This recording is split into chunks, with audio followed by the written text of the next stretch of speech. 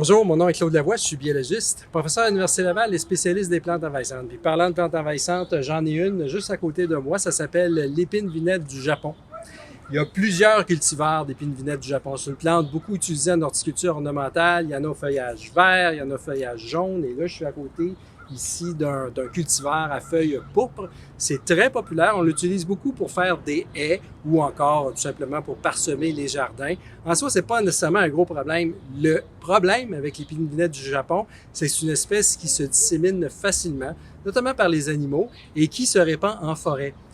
À l'heure actuelle, au Québec, il n'y en a pas tant que ça des épines vinettes du Japon, du moins dans la nature. Il y en a beaucoup dans les parterres, dans les jardins. Il n'y en a pas beaucoup dans la nature. Mais par contre, dans certains États américains, la Pennsylvanie, le Maine, le Connecticut, etc., vous avez des parterres forestiers complètement recouverts d'épines vinettes du Japon, ce qui est un problème. Mais d'abord, ça porte bien son nom, hein, il y a des épines. C'est très facile, très difficile de se débarrasser de ça.